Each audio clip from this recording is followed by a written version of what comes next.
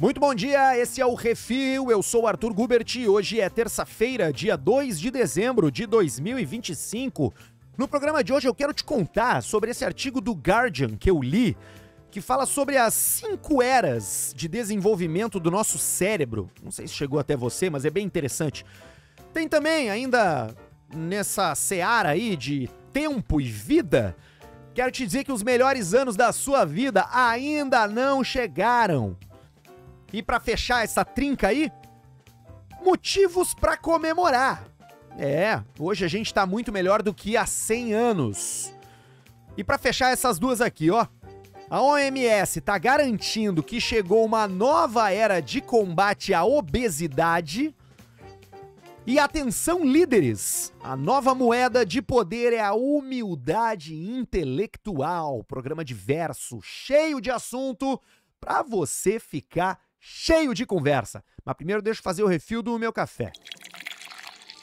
Você assina os cafés da All Brewder, o mesmo que eu tenho aqui na minha casa, através do link que tá aqui na descrição do episódio. Eu faço a postagem e colo ali o link da All Brewder pra você poder acessar e usar o cupom refil, né? Pra ter desconto aí na assinatura. Mas vamos lá, porque é mais um programa no ar nessa belíssima terça-feira. Onde é que você tá ouvindo? Comenta aí no YouTube, no Spotify.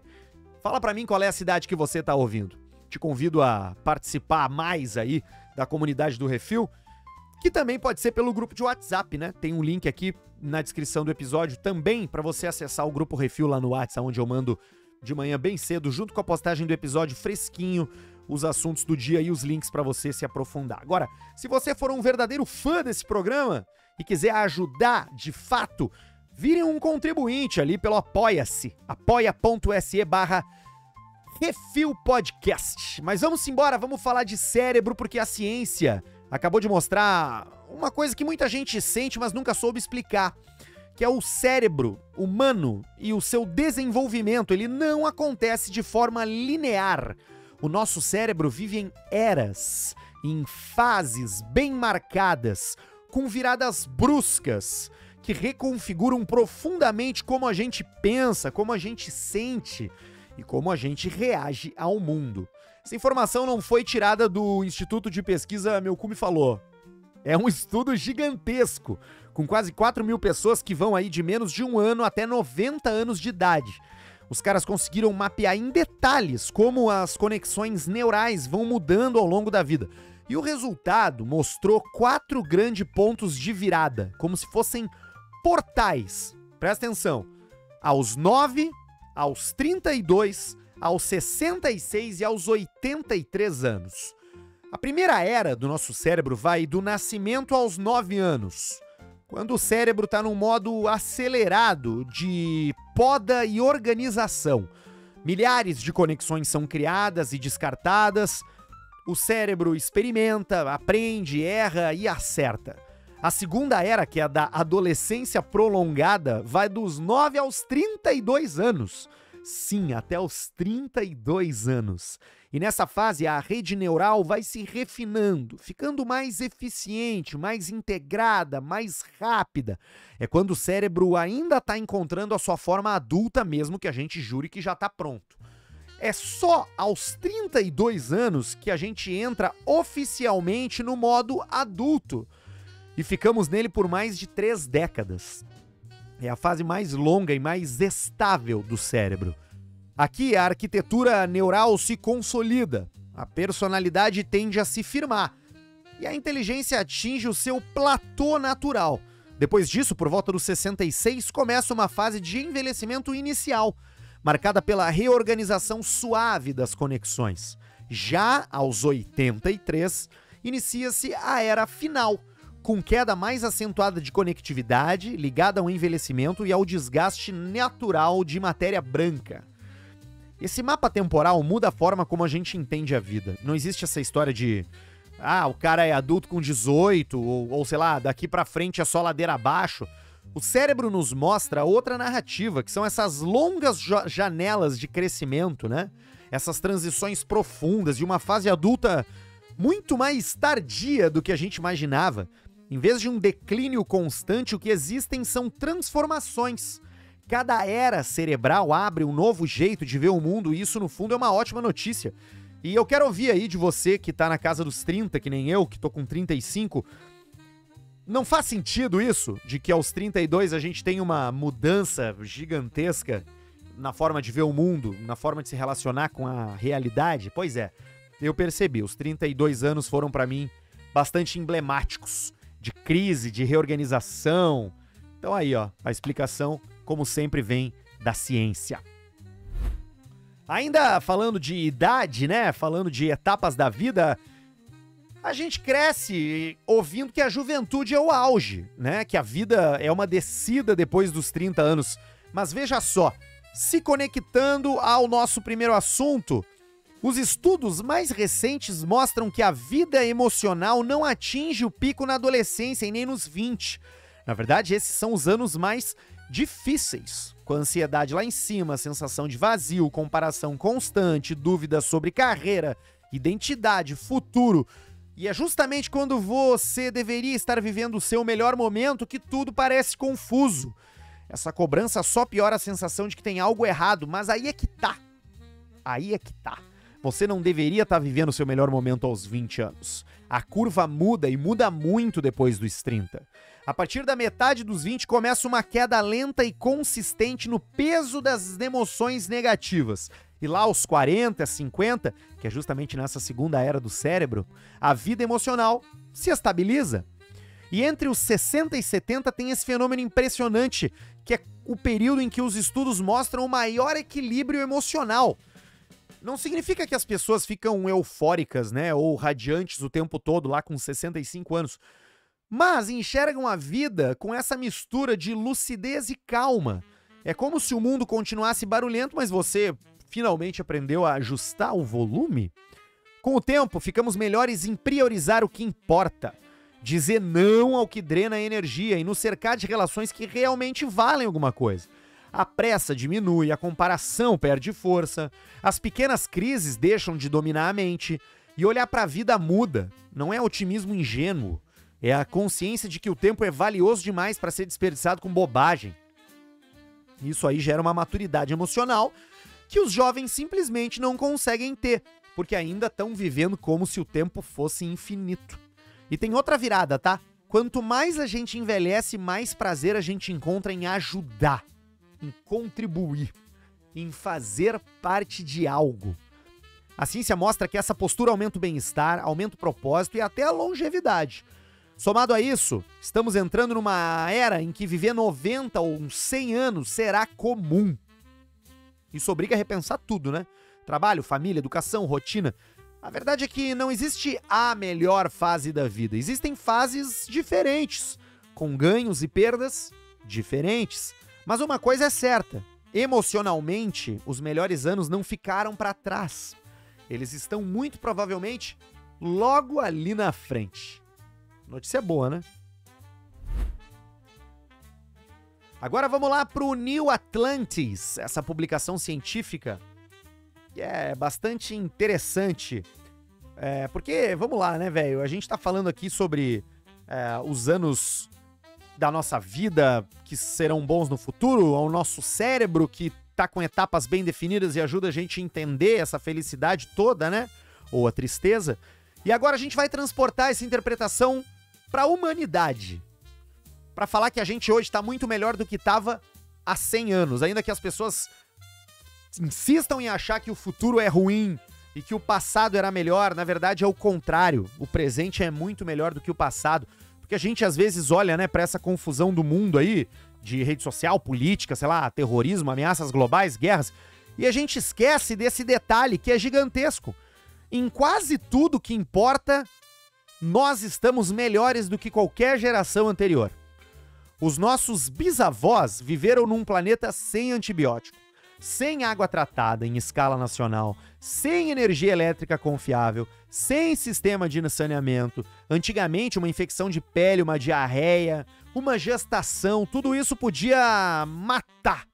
E hoje, muita gente só percebe a evolução quando algo dá errado. Mas o que realmente mudou o jogo foi tudo que dá certo todos os dias. Esse avanço não cai do céu, né? Durante mais de um século, as sociedades inteiras construíram sistemas para derrotar fome, para garantir água limpa, para iluminar a cidade, para controlar a doença. O que a gente chama de vida normal foi, na verdade, a maior obra coletiva da humanidade. E ela funciona tão bem que ficou invisível. A energia que chega no interruptor, o remédio barato que salva uma infecção, o alimento que é disponível o ano inteiro. Nada disso existiria dessa forma segura 100 anos atrás. O mundo era frágil, instável e perigoso. Mas tem um ponto, tá? Que esse artigo da New Atlantis levanta e que pouca gente percebe. O progresso não é garantido, tá? Tem dois filósofos pessimistas do século XX que eu acho bem legal, que é o Benjamin e o Adorno. Eles achavam que a ideia de progresso era uma ilusão, porque a humanidade é capaz de causar a própria ruína. Ironicamente, eles estavam certos em parte, tá? Cada avanço cria uma nova responsabilidade. Isso é fato. Agora, quanto mais complexos os nossos sistemas, maior os esforços para mantê-los funcionando. A água que chega limpa precisa de manutenção. A energia que alimenta hospitais exige investimento constante. As vacinas precisam ser atualizadas. O mundo moderno é uma máquina poderosa e extremamente sensível. Por isso, esse artigo aí termina com um alerta importante, tá? Não basta herdar progressos, é preciso cuidar deles.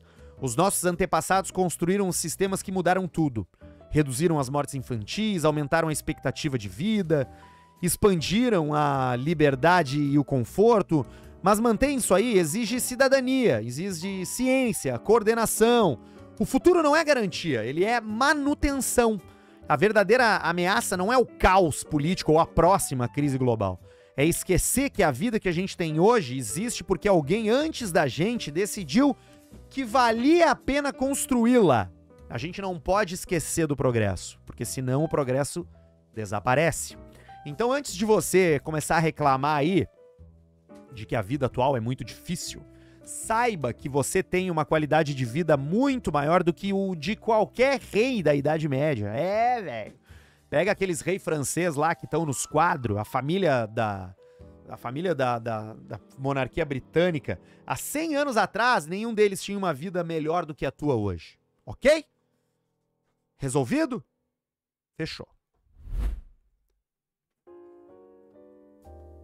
Ainda no assunto saúde, a OMS deu um passo importante ao declarar que os novos remédios para perda de peso, como o Mounjaro e o Ozempic, né, inauguram um novo capítulo no combate à obesidade. Não é exagero, a gente está falando de uma condição que deve atingir 2 bilhões de pessoas até 2030 e que custa trilhões, né, aos sistemas de saúde. Pela primeira vez, a Organização Mundial da Saúde afirma de forma explícita que essas medicações não são apenas mais uma ferramenta, são uma mudança de paradigma na forma como o mundo encara a obesidade. A lógica é bem simples. Os medicamentos da classe GLP-1 mostraram uma eficácia real na redução do peso e no controle das doenças graves associadas, como diabetes tipo 2, hipertensão, apneia do sono e até risco cardiovascular. Isso fortalece a ideia de que a obesidade não é falha de caráter e nem falha de vontade. Ela é uma doença crônica, mental, complexa e que agora tem tratamentos mais potentes do que qualquer dieta da moda. Mas a OMS faz um alerta, né? Remédio não substitui hábitos saudáveis, né? Não substitui a atividade física e nem acompanhamento profissional. O desafio, porém, é gigantesco. Hoje, a capacidade global de produção desses medicamentos só vai atender cerca de 10% das pessoas. Então é pouca gente que pode contar com esses remédios, né, para emagrecer. Além disso, os preços são altos e criam o risco de que apenas pessoas ricas tenham acesso. E por isso a OMS pediu que as farmacêuticas adotem modelos de preço escalonado, cobrando menos nos países mais pobres e acelerem a produção, né? Do contrário, a desigualdade que já existe no cuidado com a obesidade vai se aprofundar ainda mais. E no fundo, esse anúncio da OMS é um reconhecimento de que a gente está no ponto de virada de um dos maiores problemas de saúde pública do século. Os remédios funcionam, mas não resolvem tudo sozinhos. Eles precisam de sistemas de saúde, né? Preparados para receber essas pessoas. Precisam de educação para que a pessoa entenda que não adianta só se espetar ali de Ozempic, precisa se exercitar, precisa comer melhor, né? Mas o fato é que esse novo capítulo chegou. E agora a gente precisa tornar ele acessível para o maior número de pessoas possível. Porque se o remédio funciona, todo mundo tem que ter acesso. Vamos encerrar com esse artigo da Fast Company falando sobre liderança. Então, se você é um liderado, pense no seu chefe. E se você é um chefe, pense em que tipo de líder você é. Porque a gente que trabalhou em empresa, né, tem essa coisa aí de que líder é o cara que tem todas as respostas, né? Vai poder resolver todas as crises e todos os problemas. Só que esse modelo aí tá ficando obsoleto, é antigo. O mundo mudou rápido demais e o que antes dava segurança, né, essas respostas, essas certezas, esses argumentos inquestionáveis, isso hoje virou risco. A nova moeda de poder, silenciosa e transformadora, é a humildade intelectual. É a capacidade de admitir que você pode estar errado, de abrir mão de velhas convicções e de ajustar o caminho enquanto anda. Não é saber tudo, é estar disposto a saber mais amanhã do que sabe hoje. As empresas já perceberam a mudança. O maior gargalo não é a falta de ideia, é o apego às ideias antigas. Líderes brilhantes estão travando a inovação simplesmente porque insistem em defender aquilo que funcionou no passado. E o tempo não perdoa quem fica parado. Nas organizações que abraçam o erro como parte do processo, o engajamento sobe, a velocidade aumenta e as pessoas se sentem seguras para discordar. Isso vai criando ambientes muito mais inteligentes, né? Já nos modelos tradicionais, reina o medo de expor fragilidades.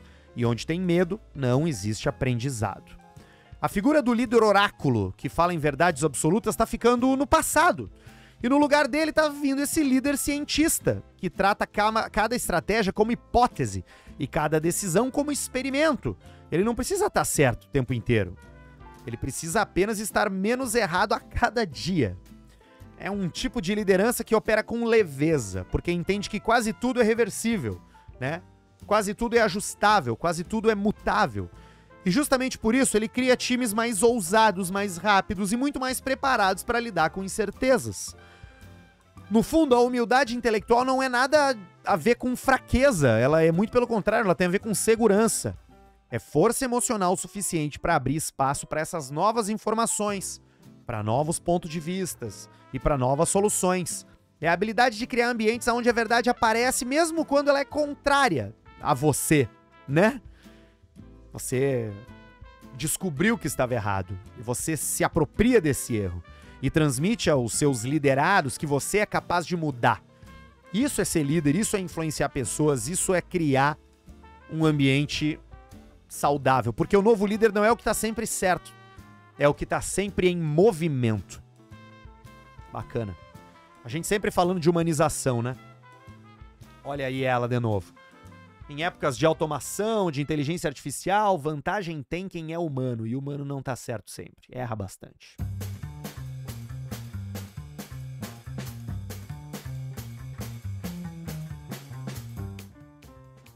O Refil de hoje vai ficando por aqui, amanhã tem mais, às 6 da manhã, a gente se encontra novamente, né?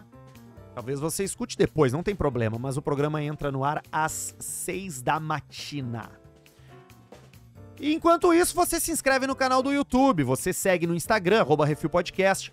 Você também dá o seguir lá no Spotify, no Apple Podcasts, né? E se for muito fã do programa e quiser manter ele de pé, vai lá no apoia.se/RefilPodcast, tá? O valor sugerido por mês é R$20, mas pode doar mais se você achar que eu mereço. Vamos embora, que tem muito assunto nessa semana ainda. Eu sou o Arthur Gubert. Amanhã a gente se vê de novo, eu vou ficando por aqui. Tchau, tchau.